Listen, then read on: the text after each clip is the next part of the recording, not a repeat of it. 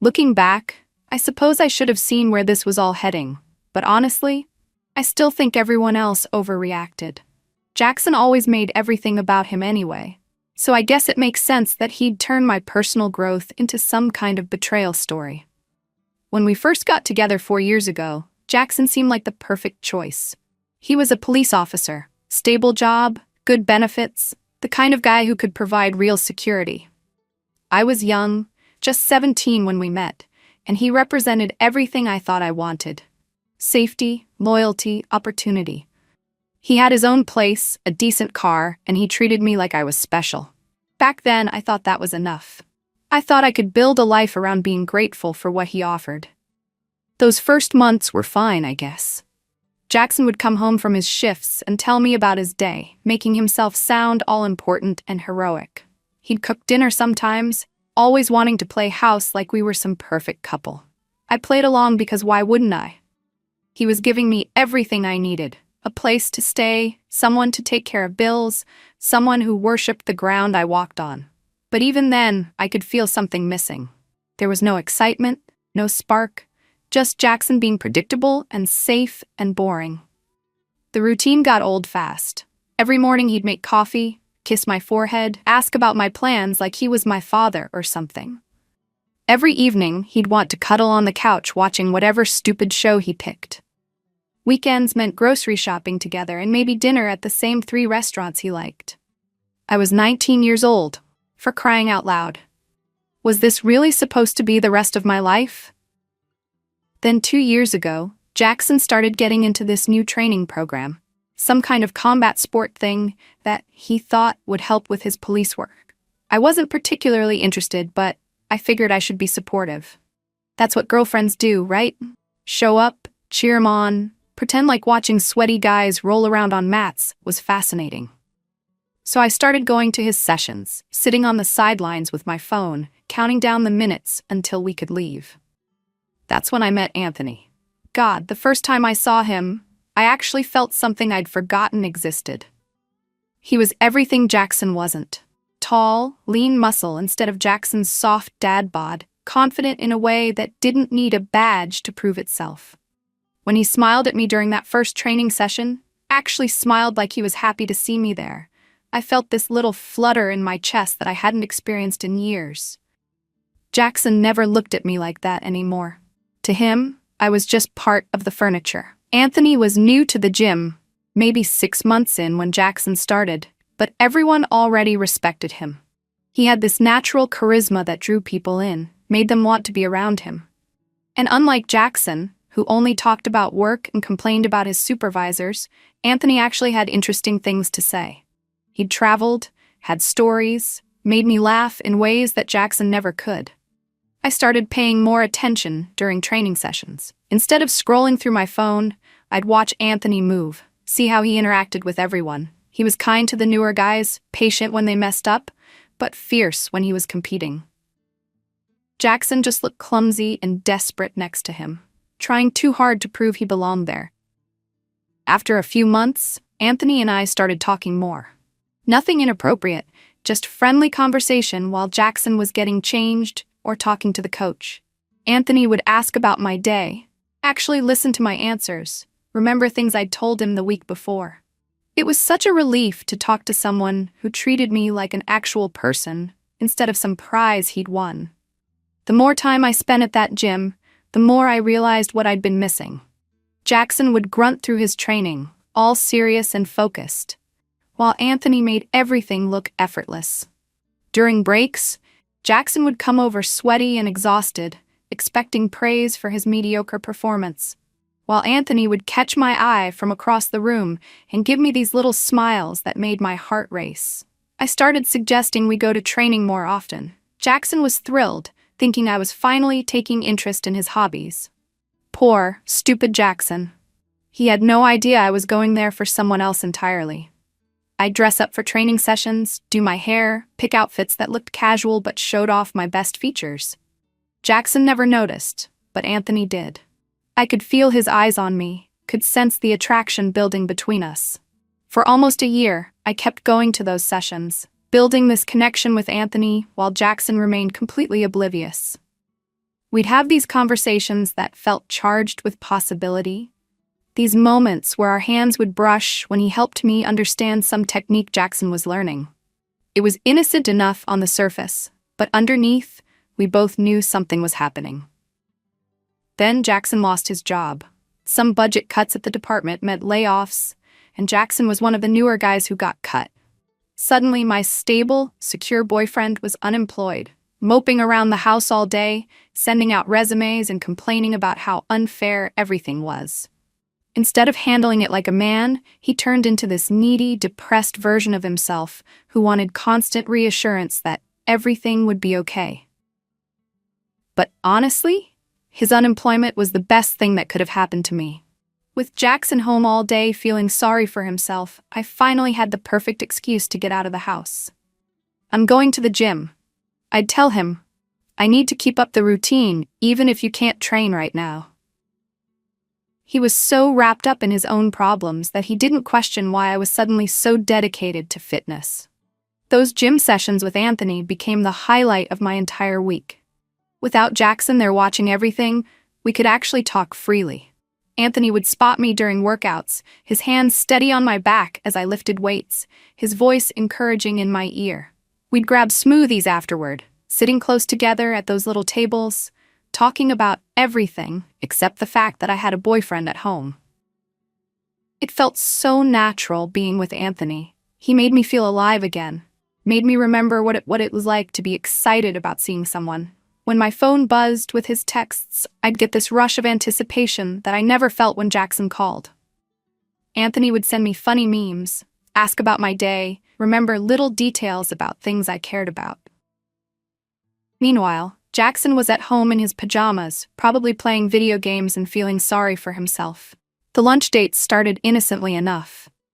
Anthony would mention being hungry after our workouts, and I'd suggest we grab something to eat. Just two friends having a meal together, nothing wrong with that.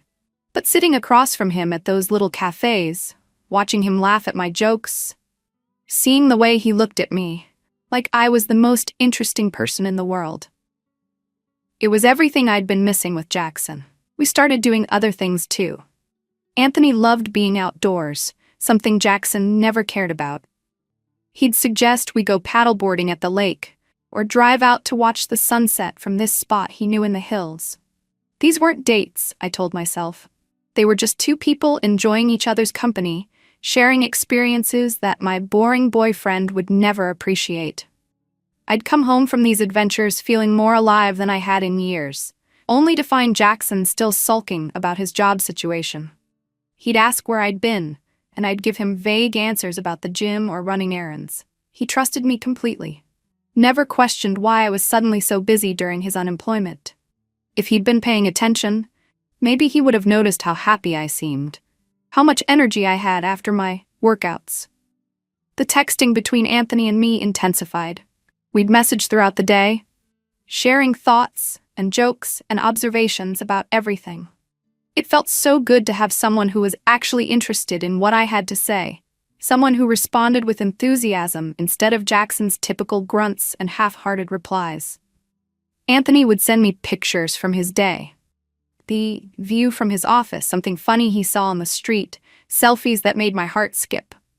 So I started sending pictures back. I'd take photos when Jackson was in the shower or out at interviews, sending Anthony shots that showed off my best angles. Nothing too explicit at first, just cute selfies or pictures of outfits I was wearing.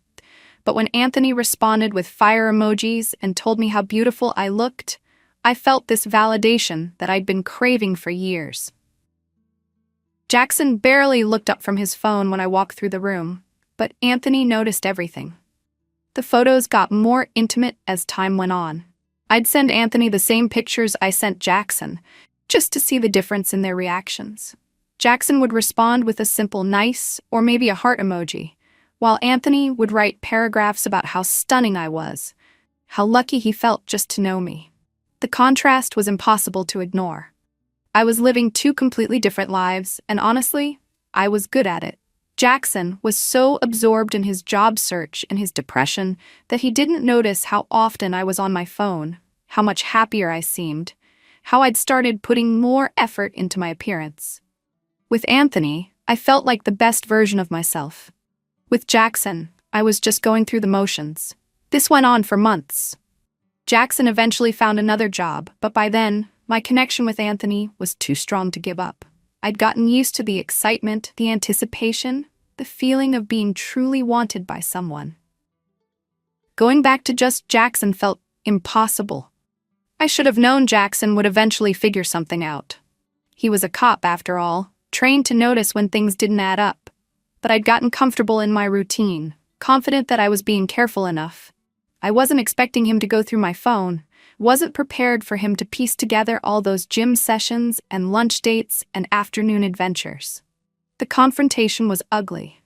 Jackson sat me down with this serious expression, like he was interrogating a suspect, and started listing off everything he'd discovered. The private messages with Anthony, the photos we'd exchanged, all those times I'd said I was running errands when I was really with him. Jackson's voice got higher and more emotional as he went through it all, like he couldn't believe what he was reading. Secret gym sessions, Jade? Lunch dates? What the hell is this? He was waving my phone around like it was evidence in a murder trial, his face getting red and blotchy the way it did when he was really upset. And you sent him the same pictures you sent me? How could you do this to us? I tried to stay calm, tried to explain that he was overreacting. You're being insecure, I told him.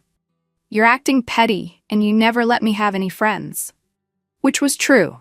Jackson had always been jealous of other guys, always found reasons why I shouldn't hang out with people he didn't approve of. This was just more of the same controlling behavior, blown out of proportion because he'd found some text messages. But Jackson wasn't listening to reason. He was too caught up in his wounded pride, too focused on playing the victim. If you don't remove him from everything and stop seeing him, then we are done, he said. Like he was giving me some kind of ultimatum. Like he had the right to tell me who I could and couldn't be friends with.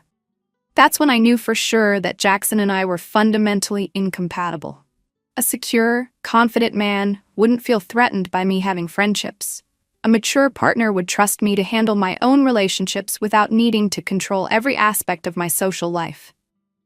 But Jackson was showing his true colors: possessive, jealous, controlling. Everything Anthony had warned me about. Instead of backing down, I decided to show Jackson that I wasn't going to be controlled. I turned off my location sharing on my phone, stopped telling him every detail about where I was going and who I was seeing. If he wanted to act like a jealous boyfriend instead of a partner who trusted me, then he could deal with the consequences. I also stopped being as physically affectionate with Jackson. Why should I pretend everything was fine when he was trying to manipulate me into cutting off my friendship with Anthony? If Jackson wanted to make our relationship conditional on his approval of my friends, then maybe we didn't have the kind of relationship worth saving. Anthony was incredibly supportive during this difficult time. He could see how Jackson's controlling behavior was affecting me, how stressed I was from dealing with constant suspicion and accusations. You deserve better than this, Anthony would tell me during our conversations. You shouldn't have to live with someone who doesn't trust you. The more Jackson pushed, the more I realized Anthony was right. This wasn't about infidelity or betrayal. This was about Jackson's insecurity and his need to control me. A confident man would be happy that his girlfriend had good friends who cared about her. But Jackson saw Anthony as a threat, which said more about Jackson's own shortcomings than anything else. Things came to a head a few weeks later.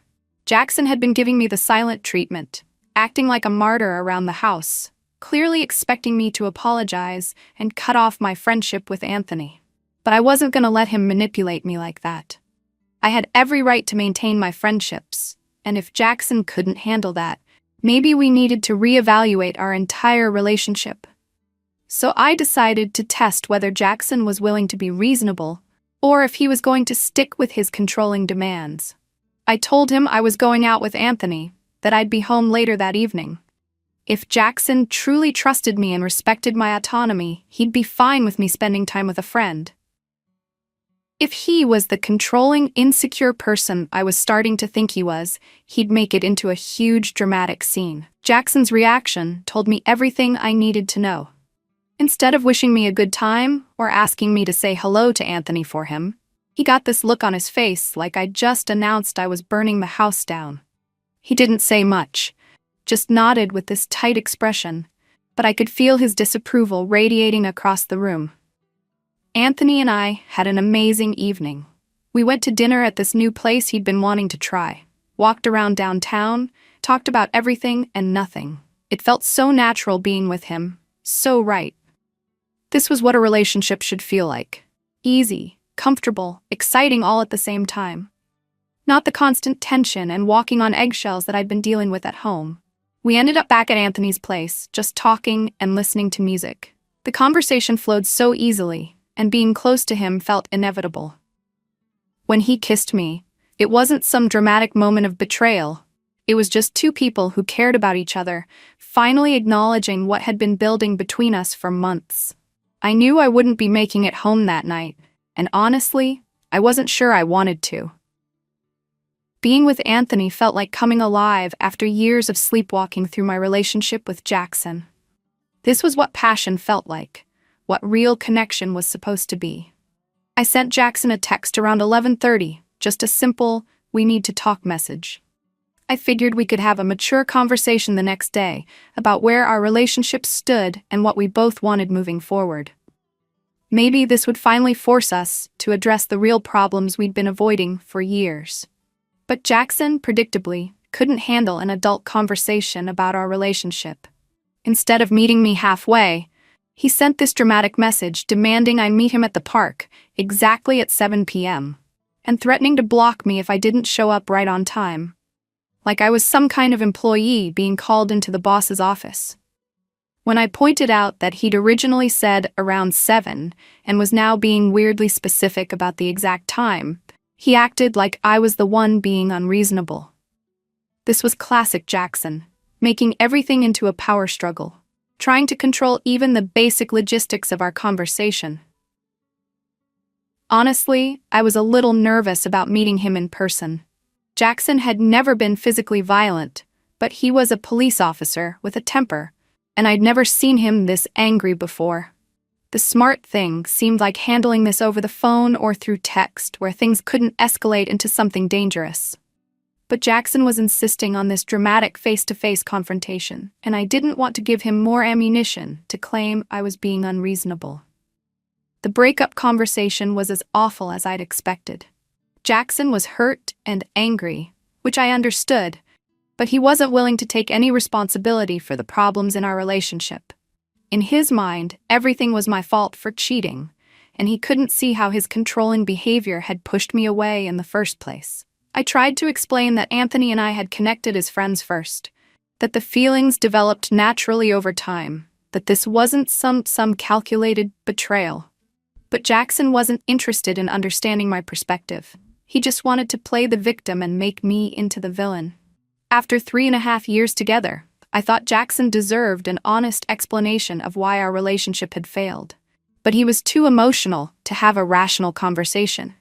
Too focused on his wounded pride to consider that maybe we'd simply grown apart.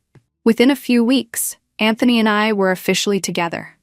It felt amazing to finally be open about our relationship, to not have to sneak around or hide our feelings. We started posting pictures together, going out in public, acting like a normal couple. After months of secrecy, the freedom was incredible. Of course, Jackson couldn't handle seeing us happy together. He'd apparently been telling people his version of events, painting himself as the innocent victim and me as some kind of heartless cheater. Some of our mutual friends bought into his narrative, at least initially, but the people who really knew us could see that Anthony and I were genuinely good together. Jackson even started spreading lies about our relationship, claiming he'd been abusive or had drinking problems. It was pathetic, really. Jackson barely drank at all, and he'd never laid a hand on me in 4 years.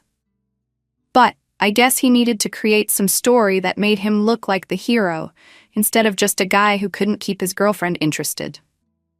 The community drama was exhausting, but Anthony and I focused on building our life together. Within a few months, we were talking about moving in together, making long-term plans. Everything was happening fast, but it felt right. When you know, you know.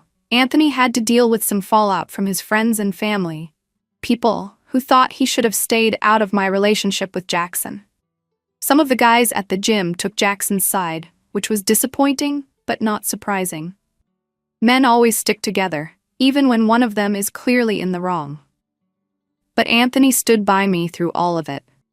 Even when his family got involved, even when some of his friends turned their backs on him, he never wavered in his commitment to our relationship. That's how I knew what we had was real. He was willing to sacrifice other relationships to be with me. The pregnancy wasn't planned, but when it happened, we both knew it was meant to be.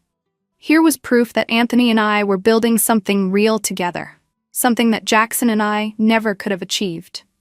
A family, a future, a life built on genuine love instead of just convenience and security. Now I'm 20 years old, 12 weeks pregnant, and living with the man I should have been with all along. Anthony and I have moved in together, and despite what everyone says about the timeline being fast, we're happy. We're building the kind of relationship I always wanted, but never thought was possible. Yes, Anthony lost some friends over this situation. Yes, his family is still adjusting to our relationship. But that's what happens when you choose love over social expectations. The people who really matter will come around eventually, and the ones who don't probably weren't worth keeping anyway. Jackson, meanwhile, is apparently doing well according to mutual friends. Good for him. I hope he finds someone who's better suited to his need for control and predictability. Someone who's content with his boring routine and doesn't need the kind of excitement and passion that Anthony brings to my life. People love to judge situations they don't understand, to make assumptions about other people's relationships based on limited information. But I know what I experienced in those 4 years with Jackson, and I know how I feel with Anthony. The timeline might look dramatic from the outside, but when you've been unhappy for as long as I was, moving quickly toward happiness makes perfect sense. I'm not sorry for choosing my own happiness over Jackson's comfort. I'm not sorry for refusing to be controlled or manipulated into staying in a relationship that wasn't working. And I'm definitely not sorry for finding someone who loves me the way I deserve to be loved, even if the timing wasn't perfect. Anthony and I are planning our future together now, talking about marriage, about raising our child, about building the kind of life that Jackson never could have given me. It's everything I wanted, but didn't know how to ask for when I was younger and less sure of myself. The community can gossip all they want about how things ended between Jackson and me. They can count months and make assumptions and take sides.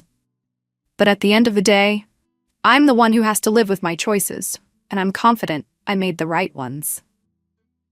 Anthony and I are proof that sometimes you have to break a few rules to find real happiness.